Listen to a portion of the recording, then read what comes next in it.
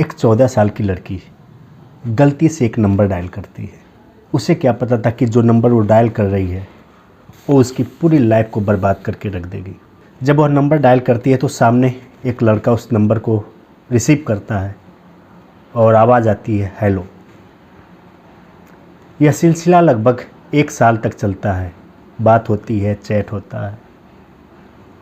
1 साल बाद जब वह लड़की उस लड़के से मिलने के लिए जाती है तो उसके साथ 1 नहीं, 2 नहीं, 3 नहीं, बल्कि 120 से ज़्यादा लोग यौन शोषण करते हैं, उसका वीडियो बनाते हैं, ब्लैकमेल करते हैं। नमस्कार दोस्तों, आज की जो कहानी है वो कहानी है दक्षिण कोरिया के चांगेवान की।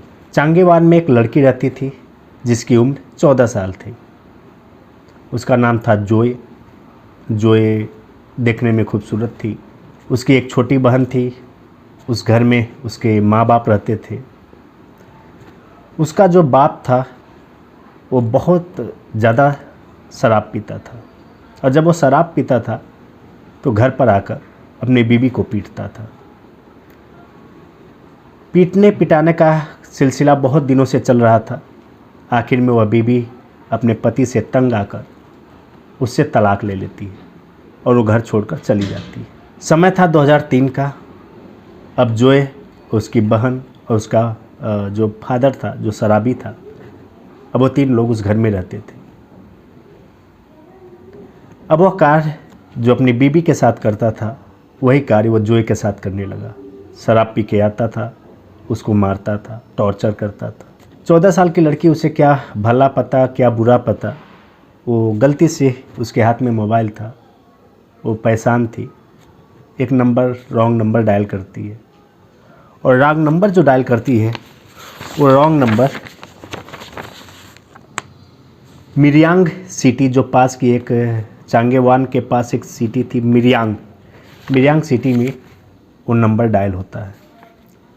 सामने एक लड़का जो हाई स्कूल में पढ़ता था उस फ़ोन को रिसीव करता है और आवाज़ आती है, हेलो। दोनों के बातों का सिलसिला अब चालू होता है। जोए और जो उसका सामने वाला लड़का था उसका नाम था पार्क। जोए और पार्क में बातों का सिलसिला चालू होता है। तकरीबन हर रोज़ उसके साथ बात होती थी, चैट होता था, वॉइस कॉल होती थी, वीडियो कॉल होता था, सब कुछ चल रहा था, सब कुछ बढ़िया था। धीरे धीरे 2 महीने गुजरे, 4 महीने गुजरे और 1 साल गुजर गए। अब पार्क जोए से कहता है कि हमारा शहर तुम्हारे शहर से बहुत दूर नहीं है, एक बार हमें मिलना चाहिए, तुम हमारे शहर में आओ। चांगेवान से जो जोए थी, वो जो वहाँ की लोकल ट्रांसपोर्ट थी उसको वह पकड़ती है और वो पार्क के जो शहर है मिरियांग में पहुँचती है। जोए मिरियांग शहर में पहुँच जाती है। बहुत ज़्यादा दूरी नहीं था इसके चांगेवान से मिरियांग की। जैसे ही जोए जाके उसका डोरबेल बजाती है, पार्क आके दरवाज़ा खोलता है। मिरियांग सामने थी। पार्क के दिमाग में पहले से ही वो अपना पूरा प्लान बना के बैठा हुआ था कि क्या करना है। बगल में पार्क के एक लोहे का सरिया रहता है।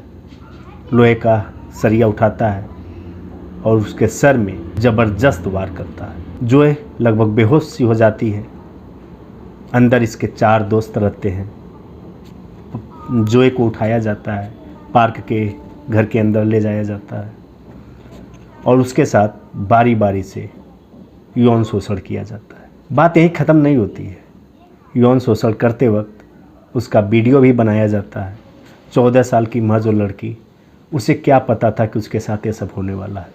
वीडियो जोए को दिखाया जाता है, उसे धमकाया जाता है कि अगर यह बात बाहर किसी को भी पता चला तो ये मैं इंटरनेट पे वायरल कर दूंगा।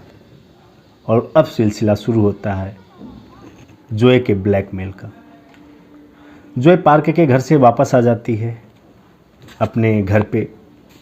वो कहती भी तो किससे कहती, उसका बाप शराबी। अगर वह कहती तो उसका बाप क्या सुनता, उल्टा इसे ही पीटता। 14 साल की लड़की थी। यहाँ तक कहा जाता है कि लगभग 1 साल तक जोए को ब्लैकमेल किया जाता है और इसके साथ 120 से ज़्यादा लोग यौन शोषण करते हैं, पीटते हैं, मारते हैं। यहाँ तक कि पब्लिक प्लेस में, जो वहाँ की पब्लिक टॉयलेट थी, वहाँ पे लेके जो पार्क इसे जाता था, वहाँ पे फिजिकल रिलेशनशिप बनाता था।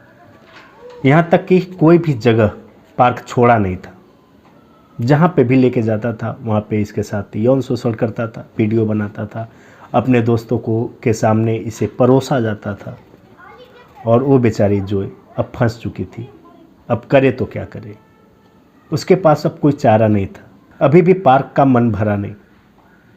पार्क फिर जोए के पास कॉल करता है और कहता है कि तुम अपने कजिन और अपनी बहन के साथ यहाँ पे आओ। इसके कजिन का जो उम्र था वो लगभग 16 साल था और इसकी जो छोटी बहन का उम्र था वो अप्रॉक्स 12 साल के आसपास था।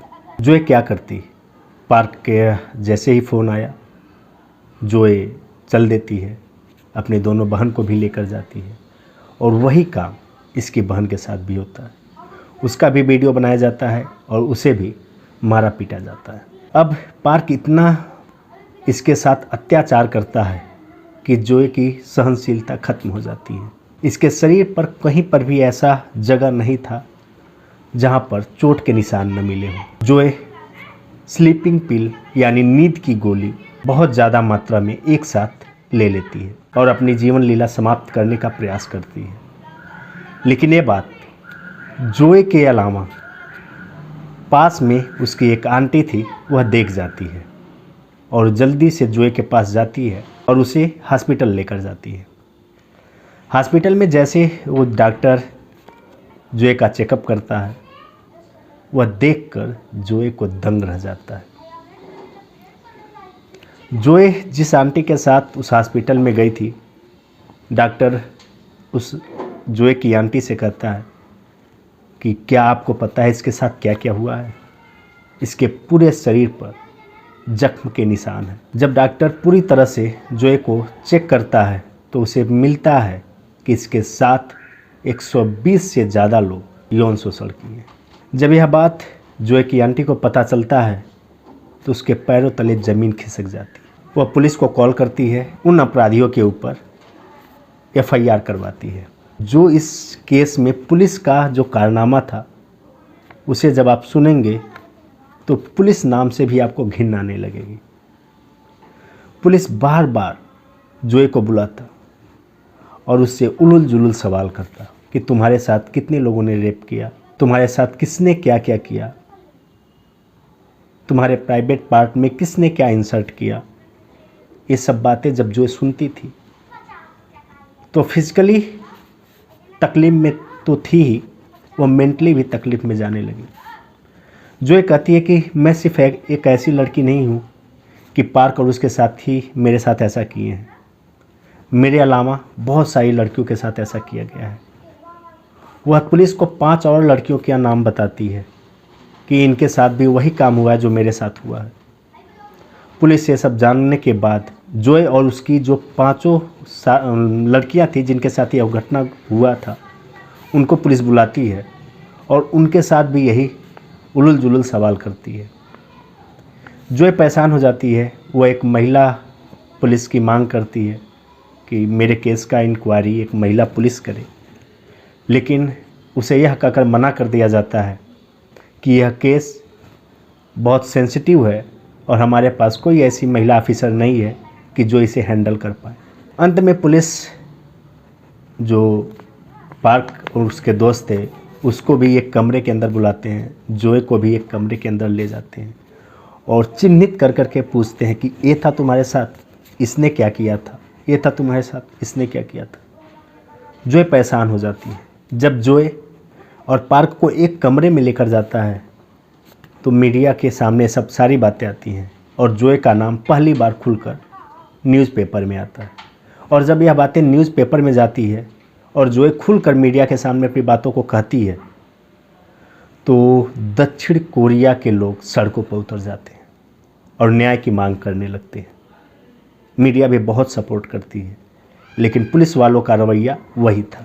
यहाँ तक कि पुलिस वालों ने जोए से यह कह दिया कि तुमने हमारे शहर मिरियांग को बदनाम कर दिया। तुम्हारे इस हरकत से हमारी बेटियों पर बुरा प्रभाव जाएगा, बुरा असर जाएगा। अगर तुम ना चाहती तो वो लड़के तुम्हारे साथ कुछ नहीं करते। तुमने उन्हें मौका दिया, तुम्हारे साथ ये सब करने का मौका दिया। पुलिस वालों ने भी, अगर हम बात करें तो पार्क से कम अत्याचार नहीं कर रहे थे। इनका भी अत्याचार उतना ही था। पार्क का अत्याचार फिजिकल था और इनका मेंटल था। जब यह बात पार्क के घर वालों को पता चलती है तो सीधे जोए के घर जाते हैं। जब वह जोए के घर जाते हैं तो वही शराबी बाप घर पे उनसे मिलता है। इधर जोए इतना परेशान हो गई थी कि इसे मनोचिकित्सक की आवश्यकता थी। इसी एक मनोचिकित्सक के पास ले जाया जाता है, एक वार्ड में इसे भर्ती कराया जाता है। उधर जोए के फादर, जो शराबी पिता था इसका, उसके पास पार्क के घर वाले पहुँचते हैं। उसे पैसों का लालच दिया जाता है। शराबी बाप पैसे की लालच में आ जाता है और वो पार्क के घर वालों को जोए के पास लेकर आता है। जोए के पास जब शराबी बाप और पार्क के घर वाले पहुंचते हैं तो एक पेपर पर साइन कराया जाता है। जब जोए और उसके फादर उस पेपर पर साइन कर देते हैं तो केस की मजबूती ख़त्म हो जाती है। और इस केस में जितने भी लोग इन्वॉल्व थे, 120 से ज़्यादा लोग, लेकिन जो सज़ा मिलता है वो मात्र 10 लोगों को मिलता है, जिसमें से कुछ लोगों को तो मात्र 2 से 3 साल की सज़ा मिलती है और कुछ लोगों को छोटा मोटा समाज कार्य दिया जाता है कि इसको तुम कर दोगे तो तुम्हारी सज़ा माफ़ हो जाएगी। इस केस में जोया और दक्षिण कोरिया का जो जस्टिस सिस्टम है वो एक मजाक बनकर रह जाता है पूरी दुनिया के सामने। जोया अब वह किसी स्कूल में नहीं पढ़ सकती थी, क्योंकि जिस स्कूल में वह जाती थी लोग इसे स्कूल में आने नहीं देना चाहते थे, क्योंकि बोलते थे कि तुम्हारी वजह से हमारे बच्चे खराब हो जाएंगे। आज भी जोया इधर उधर रोड पे भटकती हुई आपको मिल जाएगी दक्षिण कोरिया में। आप इस केस से जुड़े हुए शैतान देखेंगे, वो भी उसी दक्षिण कोरिया में आज़ाद घूम रहे हैं। मेरा यह कहानी सुनाने का उद्देश्य किसी की भावना को ठेस पहुंचाना नहीं था। इस केस के माध्यम से हम आपको बताना चाहेंगे कि स्वस्थ रहें, सजग रहें और आने वाले क्राइम को आप भांप सकें। मिलते हैं आपसे अगले किसी नए वीडियो में, तब तक के लिए जय हिंद।